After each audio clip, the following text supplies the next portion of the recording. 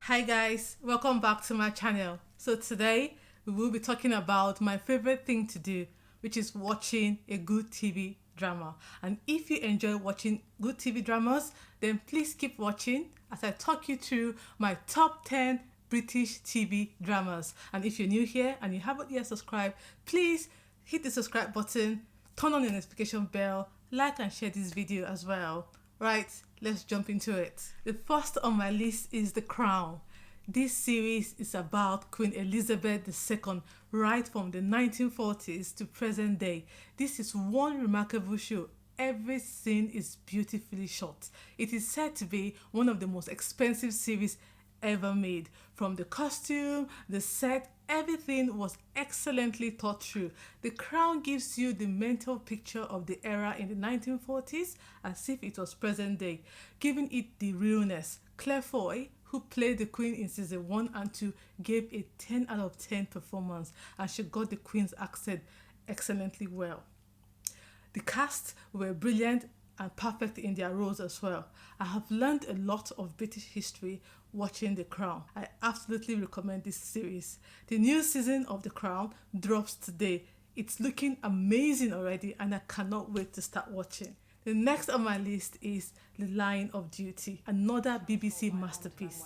Undoubtedly one of the best British crime dramas of all time. I was hooked from episode 1. This is a British police drama revolving around police corruption. It keeps you spellbound, leaves you second-guessing, wondering, in shock or in utter disbelief.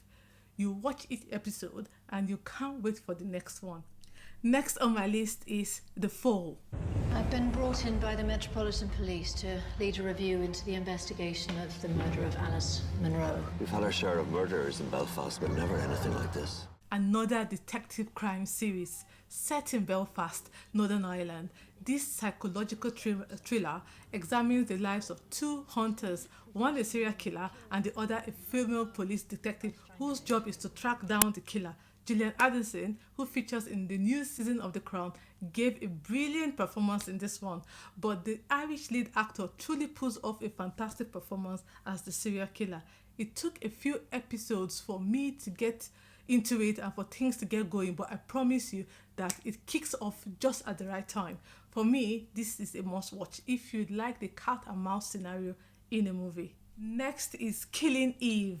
This is a dark comedy drama spy thriller series. This series revolves around Eve Poldark, played by Sandra Oh, a British intelligence investigator tasked to capture a female psychotic assassin, Vinelel, and how they become obsessed with learning more about each other.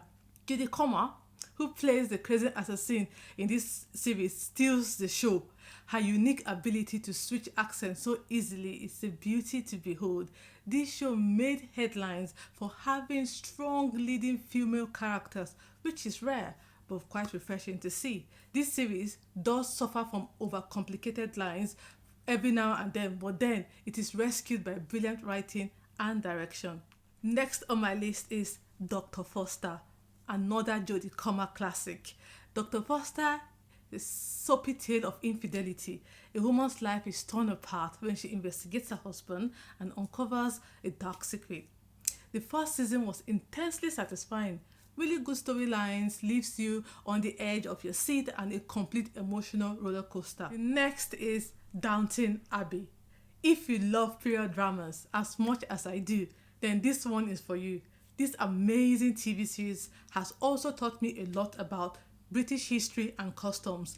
This is a classic. Set in the early 20th century in Yorkshire, depicts the life of the aristocratic Crawley family and their domestic servants in the post-Edwardian era, tackling the subject of class and privilege in such a powerful way, and it sheds light on the evolution of modern-day British culture. There is something rather nostalgic about Downton Abbey, and I can see why it became very popular. The next is Poldark.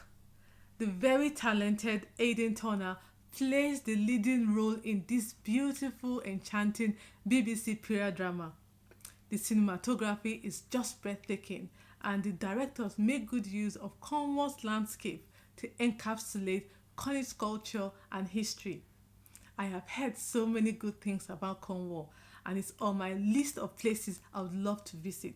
So Poldark returns home from the American Civil War to find out his father had passed away, and it's had to face the harsh reality of being left with nothing but a derelict family and very few friends willing to help him. Poldark does have one thing going for him though. He inherits his father's title. However, he must now navigate a world where title without wealth can get you only so far. His sheer grit and determination puts the audience squarely on his side, and you'll find yourself rooting for him to succeed even in tough times. You may find him way too strong-headed for his own good. Next, Luther. I am a huge fan of Idris Elba. John Luther, played by Idris Elba, is a maverick detective who ends up befriending Alex Morgan, who is a suspect in her parents' murder investigation. I don't want to give too much away, but somehow they end up having this sort of bizarre working relationship which spans several series, but it's absolutely gripping to say the least. This acting, writing and directing is second to none, and if you don't already love Idris Elba, then you will join the club at the end of this one. The Bodyguard. This series centers around the character of Police Sergeant David Budd, played by Richard Madden, a British Army War veteran suffering from PTSD, who is assigned as the Principal Protection Officer to the Home Secretary, played by Julian Montego. At the heart of this story is a man who is asked to protect a minister whose political view he doesn't agree with. The dynamic of remaining a professional when you clearly do not agree on anything. The danger around the minister is very real, but you find yourself at the edge of your seat wondering whether or not Sergeant David Budd is actually the greatest threat to her or not. This drama has some very explosive scenes that will blow your mind. I thoroughly enjoyed it and I highly recommend. Last but not the least, The Nest.